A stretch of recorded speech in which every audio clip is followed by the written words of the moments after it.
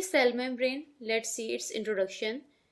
In all prokaryotic and eukaryotic cells, a thin and elastic membrane covers the cytoplasm. जब भी कभी हम किसी लिविंग सेल को अंडर द माइक्रोस्कोप स्टडी करते हैं तो हमें साइटोप्लाज्म के बाहर एक कवरिंग नजर आती है जिसे हम नाम देते हैं सेल मेम्ब्रेन का।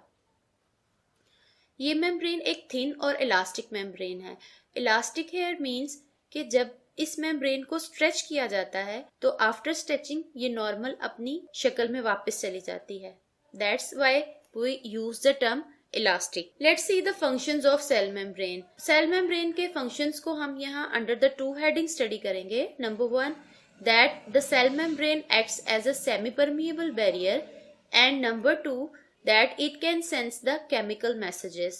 What is meant by semi-permeable barrier? Semi here means half, permeable here means permission, and barrier here means a fence or a door or gate. Cell membrane as a semi-permeable barrier means कि ये कुछ तो particles को allow करती है अपने cross move करने के लिए, while कुछ पार्टिकल्स को ये अलाउ नहीं करती। That's why we use the term semi-permeable barrier. Cell membrane allows a very few molecules across it and fencing the majority of chemicals inside the cell. It maintains the internal composition of cell. Here we said कि cell membrane बहुत ही few molecules को अपने cross move करने देती है, जबकि बाकी particles को या molecules को inside the cell ये फेंस करके रखती है, रोक के रखती है। इसका फायदा ये होता है कि ये सेल के अंदर की कंपोजिशन को मेंटेन करती है। Let's understand this term that it acts as a semi-permeable barrier with the help of this diagram.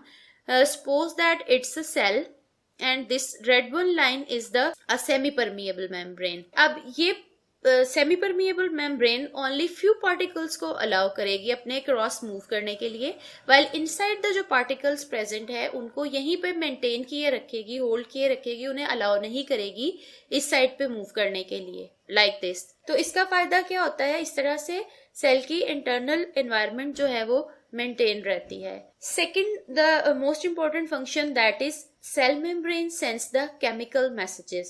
It also sends chemical messages and identify other chemicals. Cell membrane का दूसरा function ये है कि ये chemical messages को sense भी करती है और उसे आइडेंटिफाई भी करती है। फॉर एग्जांपल, जिस तरह से हमारी ओल्फैक्शन की और टेस्ट करने की सेंस है, तो हमारे सेंस ऑर्गन्स में लाइक नोज के अंदर जो मेम्ब्रेन प्रेजेंट होती है वहां पे कुछ रिसेप्टर्स प्रेजेंट होते हैं। The term that it can sense the chemical messages can be best understood with the examples of the sense of olfaction and the sense of taste. हमारी नोज के अंदर जो मेम्ब्रेन प्रेजेंट होती है उसमें कुछ रिसेप्टर सेल्स प्रेजेंट होते हैं।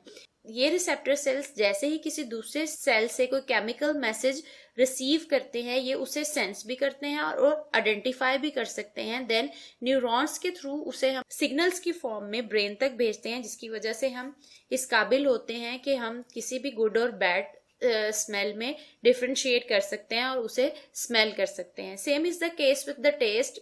हमारी टोंग में भी कुछ मेम्ब्रेन के अंदर रिसेप्टर प्रेजेंट होते हैं जो कि सेंस कर सकते हैं और आइडेंटिफाई कर सकते हैं उस टेस्ट को, और देन उसे न्यूरॉन्स के थ्रू हमारे ब्रेन तक भेजते हैं, जिसके थ्रू हम अंडरस्टैंड कर सकते हैं कि वो किसी भी फूड का टेस्ट कैसा है, वो अच्छा है या बुरा है। Let's see the chemical composition of the cell membrane. According to chemical analysis, cell membrane is composed of number 1 lipids, number 2 proteins and number 3 carbohydrates. Cell membrane की केमिकल कंपोजिशन को अंडरस्टैंड करने के लिए यहाँ जो हमारे पास मॉडल है that is fluid mosaic model. Fluid mosaic here means के सेल मेम्ब्रेन जो है वो बहुत ज़्यादा हार्ड और रिजिड भी नहीं होती और बिल्कुल फ्लूइड के जैसे भी नहीं होती, but it's a semi liquid membrane. According to this model, there is a lipid bilayer in which protein molecules are embedded. It gives the fluidity and elasticity to the membrane. Lipid bilayer here means the two layers of phospholipids. Let's understand this fluid mosaic model with the help of this diagram. We said cell membrane जो है उसका basic structure में phospholipids की two layer present होती हैं.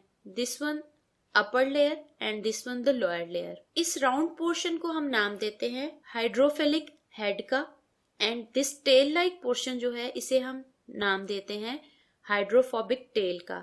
Hydrophilic here means that they are water loving and hydrophobic tails means that they are water repelling. They are not water loving. Then we said इस lipid bilayer के अंदर कुछ protein molecules भी embedded होते हैं. Let's understand it with the help of this diagram. ये एक lipid की लेयर टॉप पे प्रेजेंट है और यहाँ दूसरी लेयर बॉटम पे प्रेजेंट है. देन कुछ प्रोटीन के molecules present होते हैं. They are embedded inside. These protein molecules are actually the movable molecules.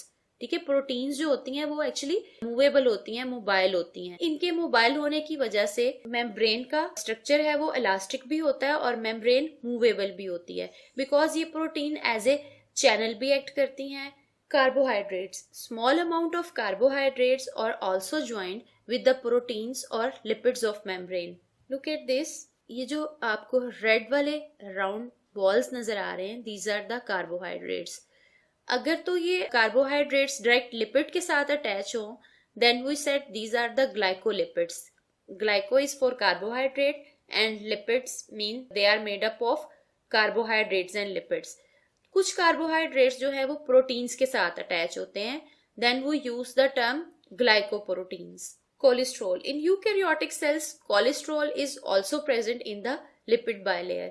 Carbohydrate proteins के साथ साथ इन फॉस्फोलिपिड्स में कोलेस्ट्रॉल भी प्रेजेंट होता है, जो कि अगेन मेम्ब्रेन की फ्लूइडिटी और इलास्टिसिटी को कंट्रोल करने में हेल्प करता है. Organelle is bounded by the cell membrane.